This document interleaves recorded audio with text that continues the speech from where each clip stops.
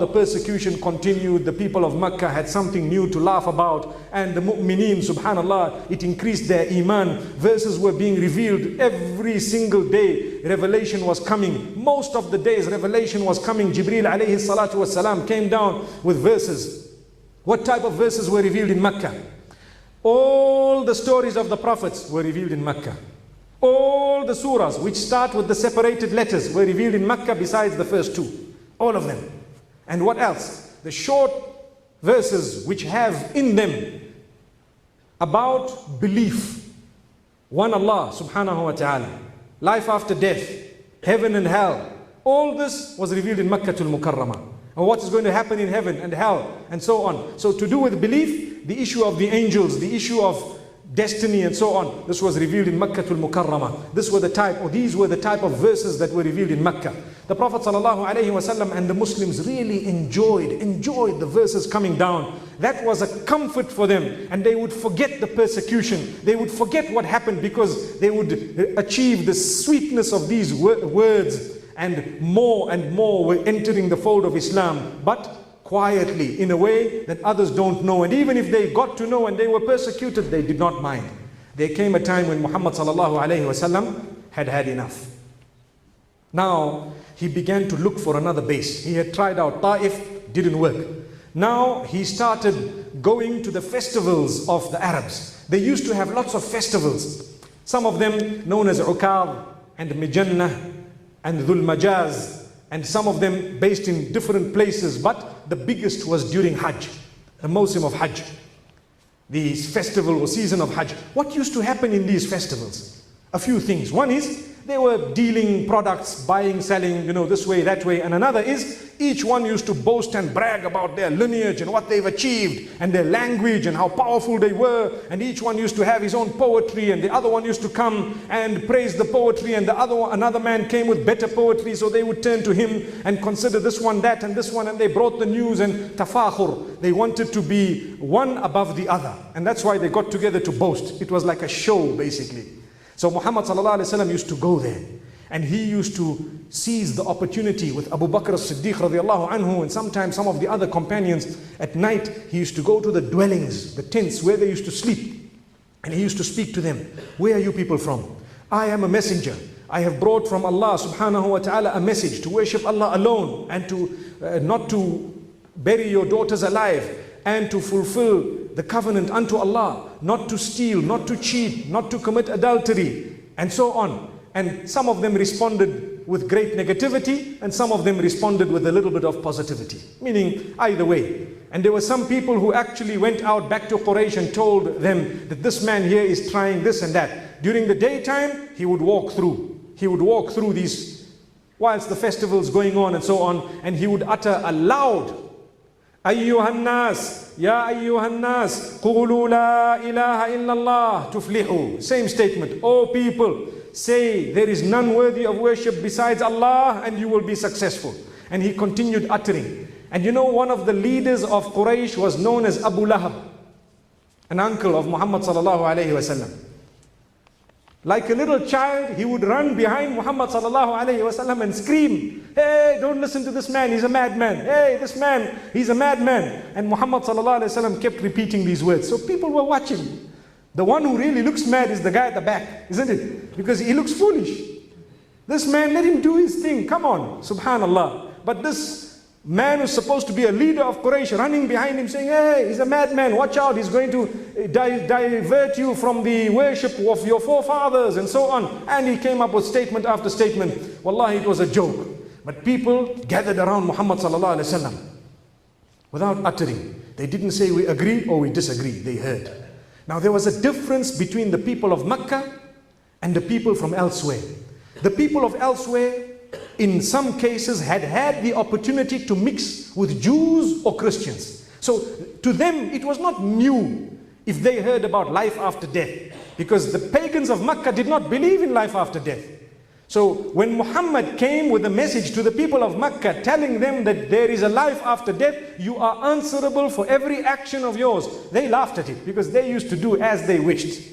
But the others, when they heard it, they were quiet. The reason is they had already heard it from others, and they knew that there is something like this. So much so that the people of Medina, which was known as Yathrib at the time, it was renamed after Muhammad sallallahu alaihi wasallam, Al-Madinah. Al-Madinatul Nabawiyya or Al-Madinatul Munawwara, the city that is enlightened, the city that is lit up, or the city of the Prophet. It has many, many names, subhanallah. But the old name was Yathrib. They had mixed with the Jews, and the Jews used to tell them that there is a prophet that is about to be sent at this moment, and we will follow him and we will fight together with him against you, and we are going to destroy you like Ad and Thamud have been destroyed before.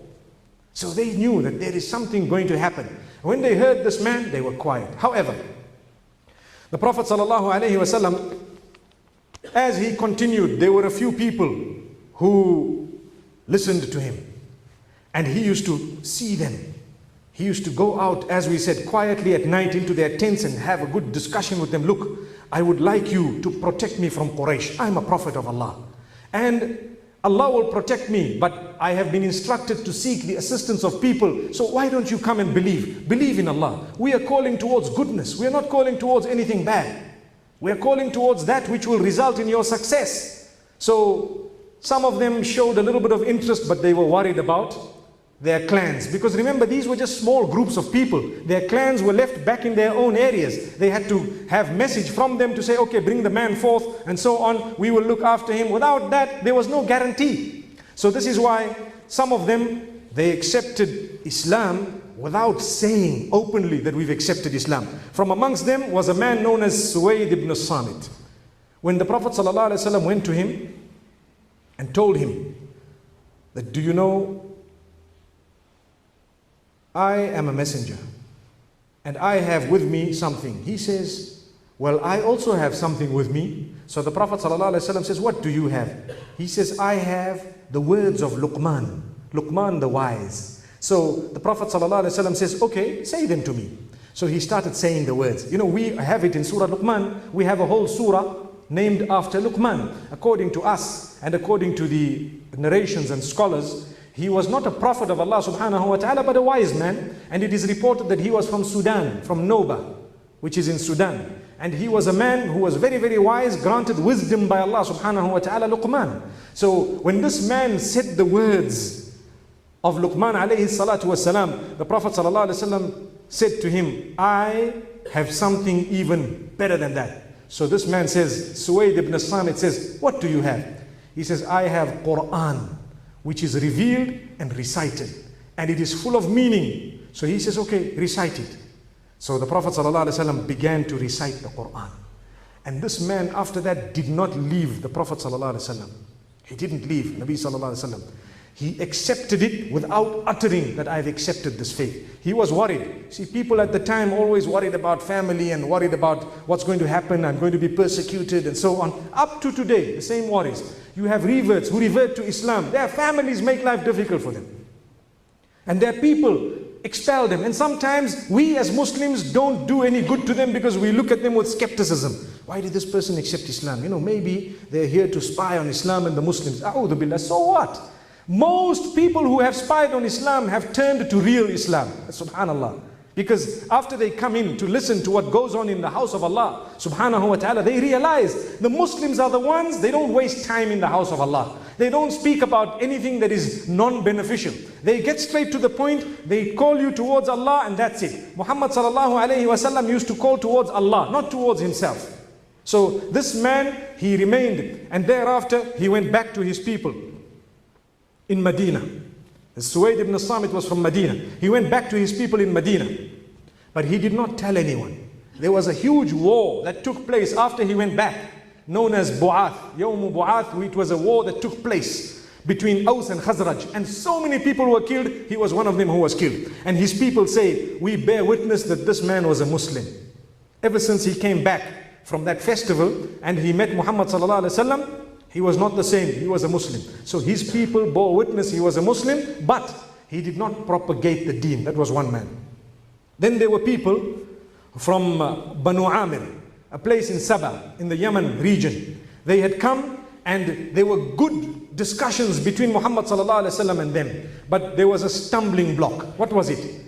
They said, okay, you're going to come to us in Yemen, we'll take you in, everything will happen, your message will go, and the people will accept it. But once they accept it, and when you leave, everything must be handed to us and we must be in control of this whole new religion. That was the stumbling block. He said, no, Allah will decide what will happen to us and what will happen to leadership in this particular ummah. So you can't say that now you will start controlling all the people from everywhere who are going to accept the message. So they said, well, if that's the case, why should we sacrifice? Why should we sacrifice? And then when you are gone, the honor must go to someone else. Subhanallah. May Allah subhanahu wa ta'ala grant us honor. Today you can be an Arab or you can be a non-Arab. You can be an African or an Asian or an American or a European. You can be anything you want. The honor and dignity that Allah grants you through Islam is something that goes beyond the boundaries or the limits or the lines of race. Completely beyond. So Allah grants honor to a person who comes from anywhere on the globe. He can be from the subcontinent, from Australia, no matter where. Today, the globe is a small little village. We know people who we've never met, but we know them through the internet, subhanallah. And what happens? Allah has granted them such a high status through Islam, and yet they are of a totally different race. Imagine if this was only blocked to one race, to say, you want to know anything about religion, you must only do it through the Chinese. One wonders what would happen. Allah protect us. I don't know what made me say China. But there are a lot of Muslims in China as well. Millions of them, subhanallah. May Allah protect them and grant them ease and goodness. Since we've mentioned them, we mentioned that people are being persecuted on the globe, and they are still keeping their deen. With us, mashallah, look at us. We're sitting in the house of Allah, as free as anything. We're not persecuted at all. Alhamdulillah. Thank Allah and make use of these days by getting closer to your Maker. May Allah subhanahu wa ta'ala grant us goodness. So those were the people of Banu Amir. There was another believer who believed in Muhammad sallallahu alaihi wasallam. He was a young boy who came in a group of people, the group of Anas ibn Rafi', who was also known as Abu al-Haysar. And they had come, this young boy's name was Iyas ibn Mu'adh.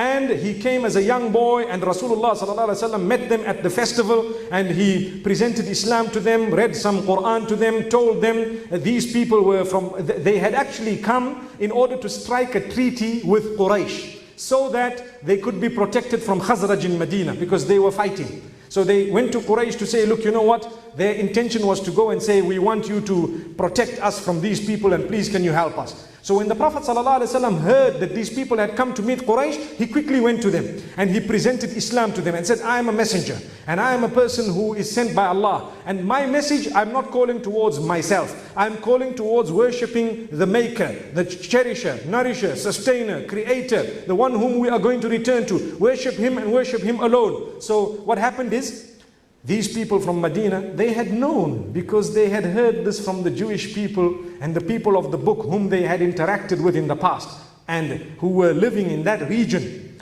So this young boy known as Iyas ibn Mu'adh, he says to the others, this man is right. He is saying he has to offer something better than what you have come for. You came for signing a treaty with Quraysh. Sign a treaty with your Maker. Better. So Iyas says, yes, it's good. But this man, the leader of that group, got up and scolded him, said, hey, keep quiet, don't be distracted. And they carried on. So this young boy, he had Iman in his heart. When he went back to Medina, he also died after the day of Bu'ath, the day of that war that took place. He died as well, the young boy, known as Iyas ibn Mu'adh.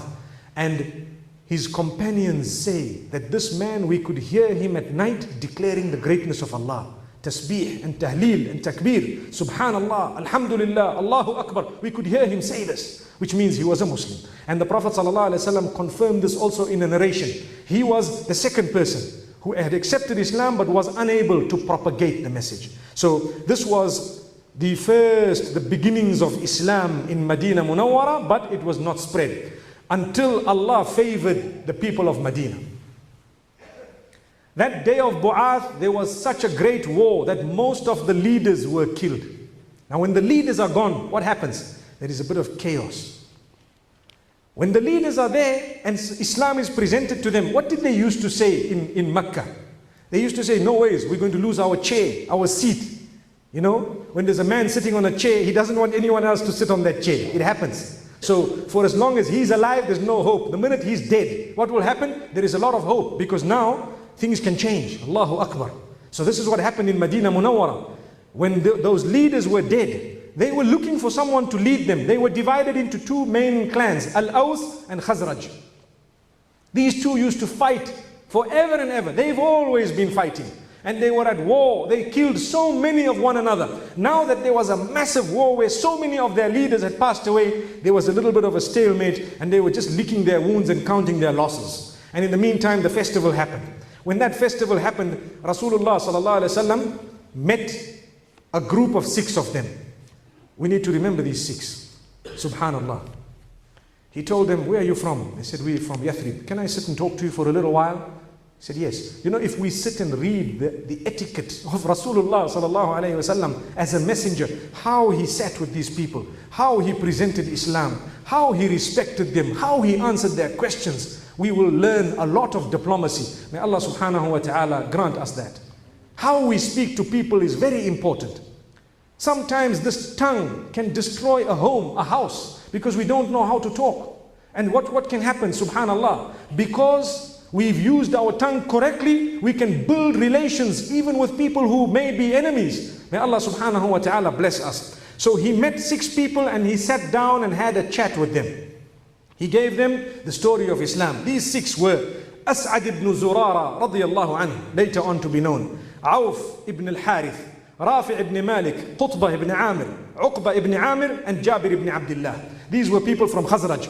When they were told in the 11th year of prophethood that this is the message of Allah, and there is heaven and there is hell, and you are answerable, and so on, they told each other, "Do you know what? This is what the Jews are speaking about all the time. And now that the Jews have always been telling us there's a prophet about to come, we've got a feeling this is the man, and let us believe in him quickly, because the message is exactly what they have been saying it would be. And if we believe in him, subhanallah, we will be successful." The 6 of them accepted Islam, and they went back to their people and started teaching Islam. Inshallah, tomorrow we will see how the migration to Medina Munawwara had started and how it occurred by the will of Allah subhanahu wa ta'ala. May Allah bless us. May He bless not only these 6 whom we have just mentioned, but all those who struggle and strive for the deen, and may He make us from amongst them. Wa sallallahu wa sallam wa baraka ala nabina Muhammad. Subhanallah bihamdihi, subhanakallahumma wa bihamdik, nashhadu an la ilaha illa anta, nastaghfiruka wa natubu ilayk. Unlock spiritual enrichment with One Islam TV app. Immerse yourself in a unique experience that is music-free, fully halal, and continuously updated with fresh content daily. Enjoy a user-friendly experience with features that allow you to save your favorite videos, create personalized playlists, and download and watch your content offline. Download the One Islam TV app now and embark on a transformative journey where faith and entertainment unite.